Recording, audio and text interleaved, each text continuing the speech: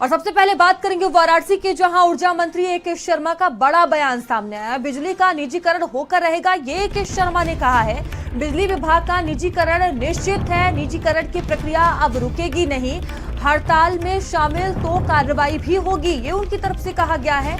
काम में किसी प्रकार की बाधा मंजूर नहीं की जाएगी, हम किसी भी हालात में निपटने को तैयार हैं। निजीकरण से बिजली व्यवस्था बेहतर होगी, पारदर्शी होगी, ये ए.के. शर्मा ने कहा है। तो देखिए, ये बड़ा बयान उनकी तरफ से सामने आया है। बिजली निजीकरण को लेकर लगातार चर्चाएं तेज थी और इसी को लेकर बयान है।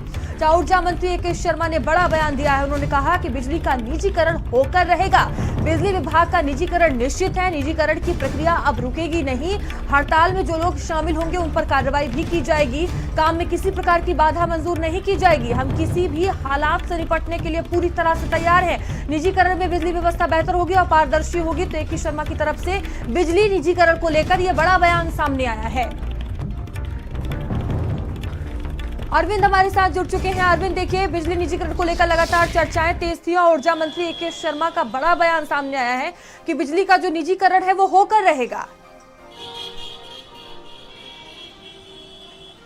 देखिए, बिजली निजीकरण को लेकर अगर हम बात करें तो प्रदेश में लगातार जो है इसका विरोध हो रहा है, हड़ताल हो रहा है। अगर राजधानी की बात करें तो उत्तर प्रदेश की राजधानी में बिजली निजीकरण के विरोध को लेकर तमाम जो प्रदेश भर के बिजली कर्मचारी हैं, चाहे एई हो, चाहे जेई हो और चाहे वो उससे निचले स्तर के कर्मचारी हों, वो तमाम लोग हजारों की संख्या में एकत्रित हुए थे और उन्होंने शक्ति भवन पर प्रदर्शन किया था, एक महारैली निकाली थी और इसका विरोध जताया था। उन्होंने ये कहा था कि हमारी सरकार से मांग है, जो निजीकरण की बात हो रही है इसको पूरी तरह से बंद किया जाए। अगर वहीं हम बात करें तो बनारस में ऊर्जा मंत्री ए.के. शर्मा ने जो है एक बयान दिया। उन्होंने कहा कि बिजली का जो निजीकरण है वो होकर रहेगा, यानी कि सरकार इसके प्रोसेस में लगातार आगे कदम उठा रही है। वहीं अगर बिजली कर्मियों की बात करें तो लगातार निजीकरण का विरोध करते हुए नजर आ रहे हैं। अगर हम ये बात करें बनारस में जिस तरह से ऊर्जा मंत्री ने बयान दिया है उसको लेकर अब कहीं न कहीं बिजली कर्मी जो है एक्टिव हो जाएंगे। अभी हम देखिए, आज विद्युत दर बढ़ाने की बात भी सामने आई है, तो तमाम जो बिजली कर्मचारी संघ के तमाम लोग हैं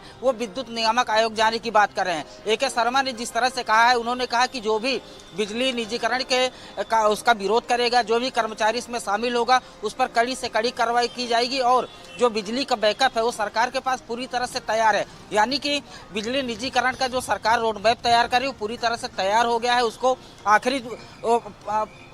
आखिरी रूप में देना है।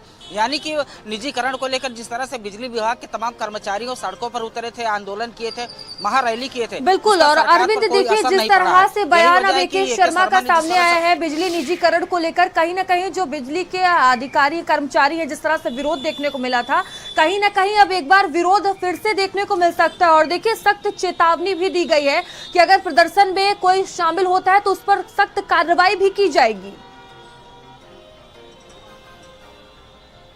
हाँ, देखिए, जिस तरह से उन्होंने बयान दिया है साफ तौर पर और यह कहा गया है कि बिजली निजीकरण के विरोध में जो भी कर्मचारी प्रदर्शन करेगा या अपना जो प्रदेश की राजधानी लखनऊ पहुंचेगा, जो अपने ऑफिस नहीं जाएगा या कार्य में बाधा आएगी, उस पर तत्काल कड़ी से कड़ी कार्रवाई की जाएगी। और देखिए, अगर जिस तरह से बिजली निजीकरण का विरोध हो रहा था उसके लिए वैकल्पिक व्यवस्था भी की गई है, यानी कि बिजली आपूर्ति संभाल रखने के लिए वैकल्पिक व्यवस्था की गई है। और उन्होंने ये कहा है कि बिजली जो कर्मचारी हैं वो अगर इसमें लिप्त पाए गए, किसी तरह से उन्होंने विरोध जताया तो उस पर कड़ी कार्रवाई की जाएगी और सरकार इस पर पूरी तरह से तैयार है और जो बिजली का निजीकरण है वो पूरी तरह से होकर रहेगा। जी बिल्कुल। और देखिए अरविंद, ए.के. शर्मा ने ये भी कहा है कि बिजली व्यवस्था बेहतर और पारदर्शी होगी, लेकिन देखिए लगातार इसका विरोध भी किया जा रहा है और देखने वाली बात होगी कि जिस तरह से उनका बयान सामने आया है, बिजली कर्मचारियों का क्या रुख रहता है, उनकी तरफ से क्या कुछ कहा जाता है। फिलहाल अरविंद, आपका बहुत धन्यवाद जानकारियों के लिए। तो देखिए, निजीकरण की प्रक्रिया अब रुकेगी नहीं, ये ए.के. शर्मा की तरफ से कहा गया है। और खबर दिल्ली से है, जहां 11 बजे पीएम आवास पर कैबिनेट बैठक होगी। प्रधानमंत्री मोदी की अध्यक्षता में यह कैबिनेट बैठक होगी, कई अहम फैसले लिए जा सकते हैं। तो देखिए, ये बड़ी खबर आपको बता रहे हैं, 11 बजे प्रधानमंत्री मोदी की अध्यक्षता में ये बैठक होनी है और बड़े फैसले लिए जा सकते हैं। तो कैबिनेट की बैठक होनी है, कई बड़े और अहम फैसले आज मोदी सरकार ले सकती है। तो 11 बजे प्रधानमंत्री मोदी के आवास पर कैबिनेट की यह बैठक होगी, बड़ी खबर आपको बता रहे हैं। दीपक हमारे साथ जुड़ चुके हैं दिल्ली से। दीपक, 11 बजे प्रधानमंत्री मोदी के आवास पर कैबिनेट की बैठक होगी, कितनी अहम है ये बैठक, क्या कुछ हो सकता है बैठक में? है आपको कि आज सुबह 11 बजे प्रधानमंत्री आवास पे एक बड़ी बैठक बुलाई गई है, जिसमें तमाम कैबिनेट के मंत्री शामिल होंगे, गृह मंत्री शामिल होंगे, राजनाथ सिंह शामिल होंगे और साथ ही जो केंद्रीय मंत्री हैं उनको इस बैठक में बुलाया गया है। और खास करके ये बैठक इसीलिए भी काफ़ी महत्वपूर्ण हो जाता है क्योंकि जिस तरह से देश के हालात बने हुए हैं, जिस तरह से देखा जाए, एक तरफ से पहले पहलगाम आतंकी हमले के बाद जब ऑपरेशन सिंदूर ऑपरेट किया गया था, उसके बाद भी एक कैबिनेट की बैठक बुलाई गई थी और ये फिर दूसरी कैबिनेट की बैठक बुलाई गई है जिसमें कई मुद्दों को लेकर के चर्चाएं की जाएगी। खास करके यदि हम सुरक्षा की बात करें तो सुरक्षा को लेकर के चर्चाएं की जाएगी। और हमने इस दौरान देखा था कि प्रधानमंत्री मोदी की कई रैलियां हुई है, चाहे हम गुजरात की बात कर ले या फिर राजस्थान की बात कर ले, तो सभी रैलियों में लोकल फॉर वोकल पे जो जोर था वो कहीं ना कहीं प्रधानमंत्री नरेंद्र मोदी दे रहे थे। तो कहीं ना कहीं उन तमाम चीज़ों को लेकर के भी चर्चाएं हो सकती है। साथ ही औद्योगिक विकास पे भी इस बैठक में चर्चाएं होंगी और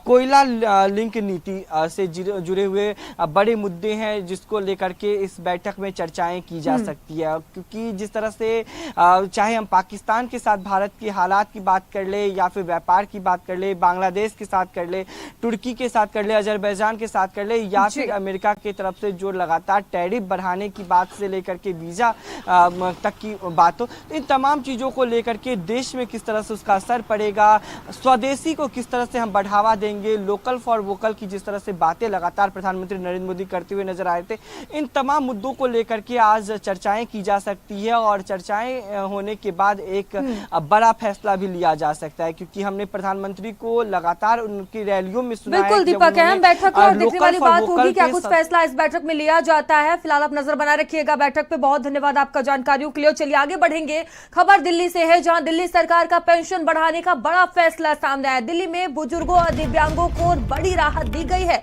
बुजुर्गों और दिव्यांगों की जो पेंशन है वो बढ़ेगी। तो देखिए बड़ी जानकारी सामने आ रही है। बुजुर्गों और दिव्यांगों की पेंशन को बढ़ाया गया है 500 रुपए, ये पेंशन बढ़ा दी गई है। ये बड़ी खबर आपको बता रहे हैं। दिल्ली सरकार की तरफ से बड़ा फैसला लिया गया है पेंशन बढ़ाने का। ये बड़ा फैसला है। दिल्ली में बुजुर्गों और दिव्यांगों को बड़ी राहत दी गई है। बुजुर्गों और दिव्यांगों की पेंशन में 500 रुपए का इजाफा किया गया है।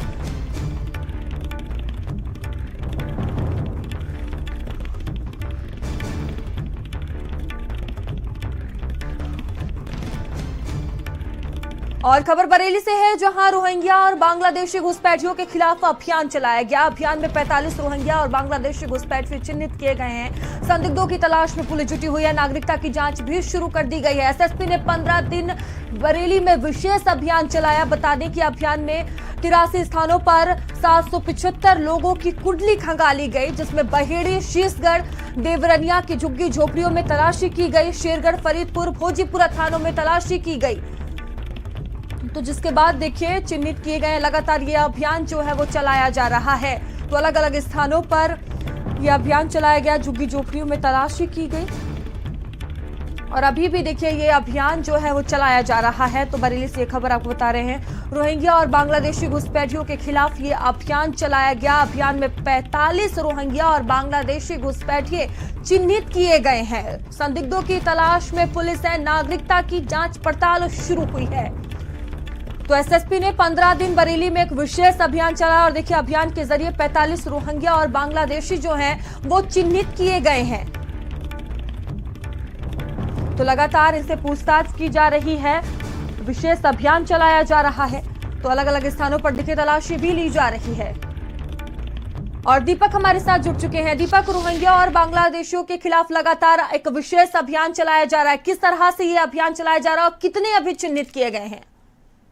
देखिए मयूरी, मैं आपको बता दूं कि शासन के निर्देश के बाद से एसएसपी अनुराग आर्या ने हर जिले के 29 थानों में ये अभियान चलाया और इसमें ये तस्दीक करने के लिए कहा गया जो सड़क किनारे झुग्गी झोपड़ियां होती है, जो मंदिर है, मठ है, उनमें किस तरह के लोग रह रहे हैं, वो कहाँ के रहने वाले, कितने लंबे समय से रह रहे हैं, उनके आधार कार्ड और नागरिकता चेक करने के लिए एसएसपी अनुराग आर्या ने निर्देश दिया था। और उसके बाद हर थाने पर 2-2 टीमों का गठन किया गया और उन टीमों को क्षेत्र में जाकर लोगों से बातचीत की गई कि कहाँ संदिग्ध लोग रह रहे हैं, कहाँ जो झुग्गी झोपड़ियां उनमें कौन कौन लोग रह रहे हैं उनका, उनके पास उनकी आइडेंटिटी क्या है, उनका आधार कार्ड क्या है, उनके पास वोटर कार्ड क्या है या उनकी नागरिकता क्या है। इन तमाम अभियानों में लगभग 83 जगह चिन्हित की गई या 83 जगह तलाशी अभियान चलाया गया, जिसमें लगभग 775 लोगों से पूछताछ की गई, जिसमें 45 लोग ऐसे मिले हैं जो अपनी नागरिकता संबंधी जानकारी नहीं दे सके हैं, जिनको माना जा रहा है कि ये इनके पास जो नागरिकता है वो भारत की नहीं कहीं और की है। चूंकि इनके पास जब दस्तावेज मांगे गए, जो चीजें मांगी गई, तो इनके पास कुछ भी नहीं था दिखाने के लिए। इन लोगों को संदिग्ध मानकर इनके खिलाफ अभियान चलाया जाएगा। ये जानने की कोशिश की जा रही है टीमों के द्वारा कि आखिर ये लोग कहां से आए थे, कब से कहां रह रहे थे इतने लंबे समय से, ये जो इनके पास नागरिकता नहीं है, इनके पास जो अपना आइडेंटिटी नहीं है, ये आखिर वजह क्या है और ये लोग कहां से कहां रहे हैं। पूर्व में भी इनके इतिहास को खंगाला जा रहा है। ज्यादातर जो 775 लोग जिनसे पूछताछ की, उनमें ज्यादातर लोग अपराधी मिले जिनके खिलाफ मुकदमा पंजीकृत है, जो अलग अलग जनपदों के रहने वाले हैं। इन सबको तस्दीक किया जा रहा है, इन सब के बारे में पता किया जा रहा है। और जो 45 लोग जो चिन्हित किए गए जिनके पास नागरिकता संबंधी कोई भी कागजात नहीं है, उनका विशेष तौर से उनका पता किया जा रहा है। आखिर वो कहां से आए थे और कितने लंबे समय से यहाँ रह रहे थे, आखिर वो किस देश के नागरिक हैं, या अगर भारत के हैं तो उनके पास चीजें कहाँ हैं, और जो जगह बताई गई है उनको भी सत्यापन करने के लिए टीमें भेजी गई हैं। जी धन्यवाद दीपक आपको जानकारियों के लिए। तो लगातार देखिए कार्रवाई जो है वो की जा रही है। चलिए आगे बढ़ेंगे। खबर मेरठ से है, जहां यूनिवर्सिटी के गुंडे सिद्धार्थ कसाना पर गैंगस्टर, बता दें कसाना एंड कंपनी के खिलाफ गैंगस्टर एक्शन शुरू हो गया है। मेरठ कॉलेज के पूर्व प्रेसिडेंट पर जानलेवा हमला किया था। 9 मई की रात CCSU हॉस्टल में शुभम मलिक पर अटैक हुआ था। कसाना समेत 3 आरोपियों ने सरेंडर किया और एक गिरफ्तार हुआ है। कसाना के खिलाफ यूपी हरियाणा में कई केस दर्ज है। कसाना के समर्थन में लॉरेंस बिश्नोई का कथित वीडियो भी, और इनके बिश्नोई के कथित गुर्गे ने कसाना गैंग का समर्थन किया। कन्हैया चंदीला ने व्हाट्सएप ग्रुप में वीडियो डाला था।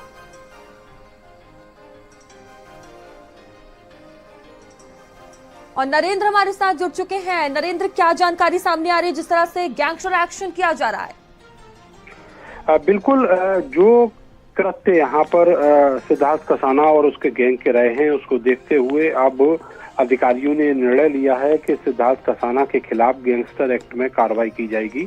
और अब इसकी जो प्रक्रिया है वो थाना से शुरू होकर और बड़े अधिकारियों तक पहुंच रही है। आपको पता सिद्धार्थ कसाना का, इसने अपना जो कार्य क्षेत्र है, जो अपराधों का गढ़ है, वो बना रखा था चौधरी चरण सिंह विश्वविद्यालय के कैंपस को। और चूंकि यहाँ पर संरक्षण भी उसको मिल रहा था और ये एक सेफ जोन उसके लिए था, लेकिन जो शुभम मलिक के ऊपर अटैक हुआ 9 मई की रात को, उसके बाद एक वीडियो वायरल हुआ जिसमें उसकी जो जाति है, जो अमानवीयता है, वो दिख रही है। और उसके बाद जो मुकदमा उसके खिलाफ दर्ज हुआ, जिसमें उसने हापुड़ में एक अपना जो सरेंडर है वो कर दिया था। बाकी जो 2 आरोपी हैं उन्होंने भी सरेंडर किया है। एक आरोपी इसमें आदित्य यादव है, जिसको पुलिस ने गिरफ्तार किया था। अब ये सारे के सारे जेल में हैं। इनके खिलाफ गैंगस्टर की कार्रवाई शुरू हो चुकी है। वो इसलिए है कि आगे आने वाले वक्त में कोई भी इस तरीके से हिमाकत ना कर पाए और खुद ये जो गैंग है ये यहाँ यूनिवर्सिटी में या आसपास कहीं फिर से सक्रिय ना हो जाए। आपको बताएं कि जो सिद्धार्थ कसाना है वो एक रिनाउंस क्रिमिनल है। उसके खिलाफ हथियार तस्करी से लेकर लूट तक के मुकदमे दर्ज हैं, जानलेवा हमले के मुकदमे दर्ज हैं। जी धन्यवाद आपका जानकारियों के लिए। तो काफी तेजी से अब इस मामले में जांच पड़ताल जो है वो की जा रही है। और खबर बस्ती से है, जहां रुदौली थाना अध्यक्ष विजय दुबे और पत्नी का सराहनीय काम देखने को मिला। दोनों ने दलित परिवार की बेटी की शादी का जिम्मा उठाया और खर्च किया। बता दें कि 9 मई को अचानक शॉर्ट सर्किट से घर में आग लग गई थी। दलित परिवार के घर में शॉर्ट सर्किट से आग लग गई थी। आग से घर में रखा सारा सामान जलकर खाक हो गया था। रुदौली थाना क्षेत्र के नताई कला का ये पूरा मामला है।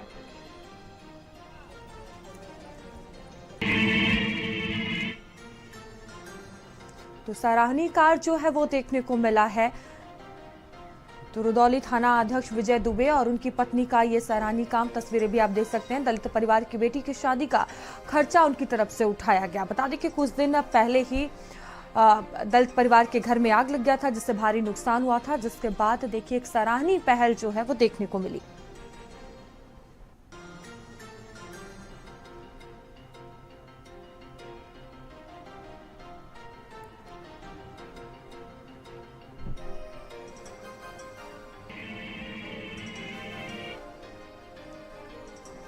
और खबर आगरा से है, जहां नगर निगम सदन में पास हुए 27 नए नालों का निर्माण कार्य अब तक शुरू नहीं हुआ है। जल भराव से निजात दिलाने को बनने थे नाले, 1 साल से ज्यादा समय बाद भी काम शुरू नहीं हुआ है। विरोध जताते हुए प्रदर्शन भी कर चुके हैं बीएसपी पार्षद। बता दें, जल्द कार्य शुरू नहीं हुआ तो उग्र प्रदर्शन की चेतावनी भी दी गई है।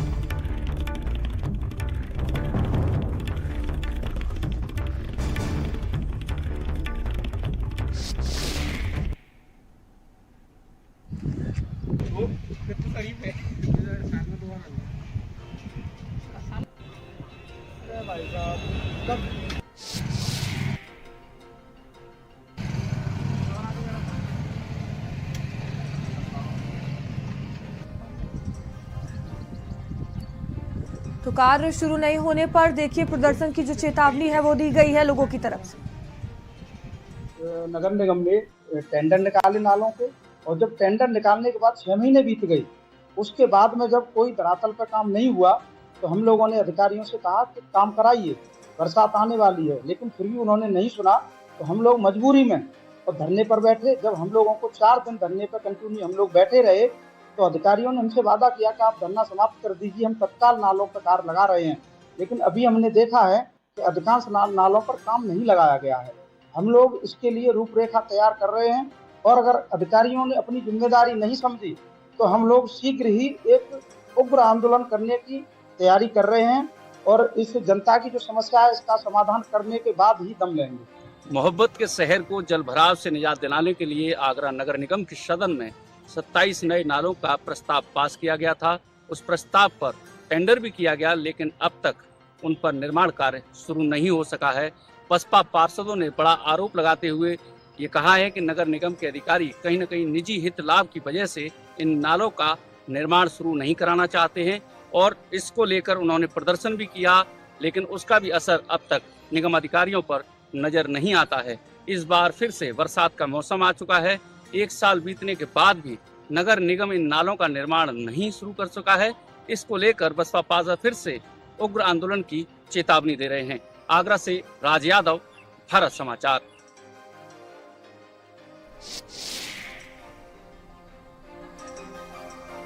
और खबर आगरा से है, जहां 50,000 के इनामी बदमाश से पुलिस की मुठभेड़ हो गई है। चेकिंग में केशव बघेल उर्फ नैनू ने फायर झोंका और पुलिस की फायरिंग में घायल हो गया, पैर में गोली लगी है। पिछले साल नवंबर में चेन लूट में फरार था। बता दें कि कोर्ट में सरेंडर की कोशिश कर रहा था बदमाश। पुराने केस की जमानत के पैसे जुटाने को क्राइम करता था। 10 साल से लूट और चोरी की वारदातों को अंजाम दे रहा था। डीसीपी सिटी एसीपी सदर के नेतृत्व में बड़ी कार्रवाई की गई है।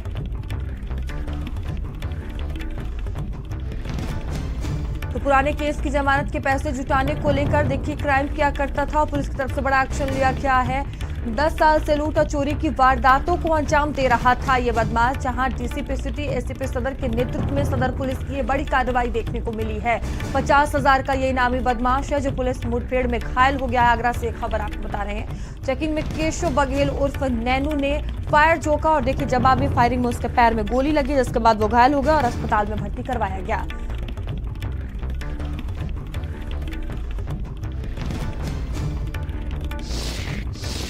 आज थाना सदर बाजार पुलिस की एक बदमाश के साथ मुठभेड़ हुई है। यह थाना सदर बाजार का लूट का वांछित अभियुक्त है। इसका पूर्व का भी आपराधिक इतिहास है। अभियुक्त के कब्जे से एक बिना नंबर प्लेट की मोटरसाइकिल, 1200 रुपए, एक तमंचा, एक जिंदा कारतूस, एक खोखा कारतूस बरामद हुआ है। अभियुक्त को जिला अस्पताल में इलाज के लिए भर्ती कराया गया है। फील्ड यूनिट को मौके पर बुलाया गया है। अग्रिम विधिक कार्रवाई की जा रही है। और खबर ललितपुर से है, जहां अनियंत्रित होकर पुलिया से टकराई है बाइक। हादसे में भतीजे की मौत हो गई, चाचा घायल हो गए। शादी समारोह में जा रहे थे दोनों। पुलिस ने शव को पोस्टमार्टम के लिए भेज दिया है। सदर कोतवाली क्षेत्र के ग्राम मिर्च बारा के पास की घटना बताई जा रही है।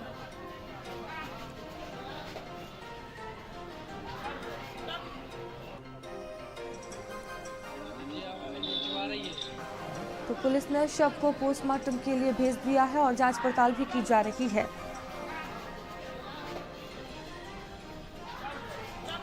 खबर हमीरपुर से है, जहां किशोर को बेखौफ दबंगों ने जमकर लाठी डंडों से पीटा है। किशोर गलती की दबंगों से माफी मांगता रहा है। बेरहम दबंगों ने रहम नहीं किया है, बुरी तरह से पीटा है। किशोर पर जमकर लाठी दूसरे और डंडे बरसाए हैं। मौदाहा कोतवाली क्षेत्र का बताया जा रहा है मामला। देखिए किस तरह से बेरहमी से पिटाई की गई है। भैया मैंने नहीं मारा, भैया मैंने सच में नहीं मारा।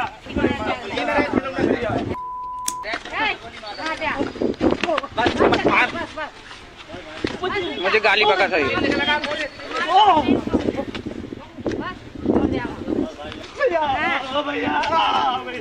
भैया मैंने नहीं मारा, भैया मैंने सच में नहीं मारा।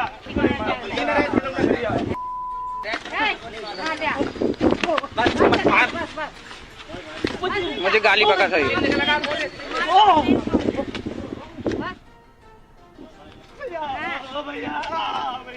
भैया मैंने नहीं मारा, भैया मैंने सच में नहीं मारा।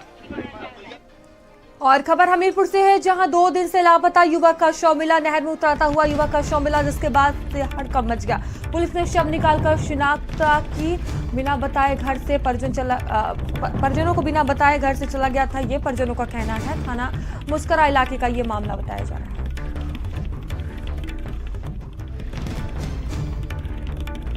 तो बिना बताए घर से चला गया था, परिजन की तरफ से ये बयान सामने आया है। युवक का शव बरामद किया गया है। थाना मुस्करा इलाके का ये पूरा मामला बताया जा रहा है।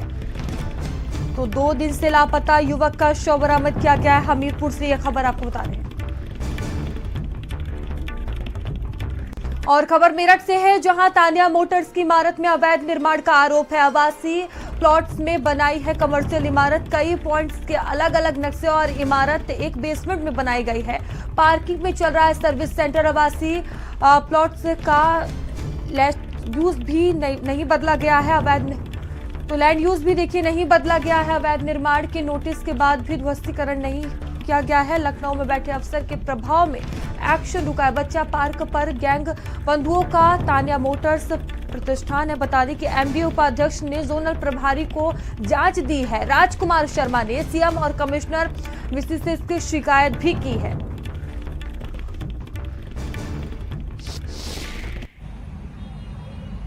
तानिया मोटर्स के नाम से छिपी टैंक पर एक शोरूम है, जिसको इन्होंने रेनोवेट कराकर नेक्सा के शोरूम में कन्वर्ट किया गया। मेरा ऐसा आरोप है, कहना है कि ये एक भूमि परिसर के अलग अलग 3 नक्शे इन्होंने पास कराए। उसको पास कराने के बाद में वो आवासीय भूमि, वैसे तो कमर्शियल प्रॉपर्टी बना दी एक, और लोहे के गाटर पे 3 से 4 मंजिल उन्होंने खड़ी कर दी है। वहाँ पर जो बेसमेंट था, बेसमेंट को कब्जा कर इन्होंने बेसमेंट को पार्किंग दिखाया था। उस पार्किंग के स्थल पर इन्होंने अपनी वर्कशॉप बना रखी है।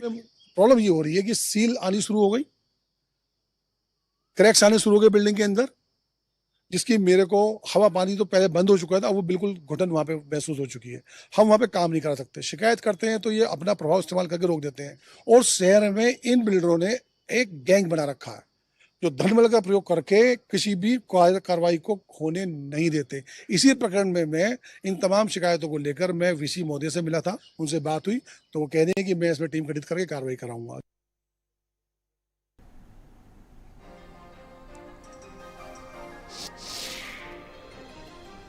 देखिए, कल कुछ लोगों द्वारा ये शिकायत की गई कि जो तानिया मोटर्स जो बच्चा पार्क के पास कॉम्प्लेक्स बन रहा है, उनके द्वारा जो प्राधिकरण ने नक्शा पास किया है, उनके नियमों का उल्लंघन किया जा रहा है। इस संबंध में उनके द्वारा शिकायत की गई है।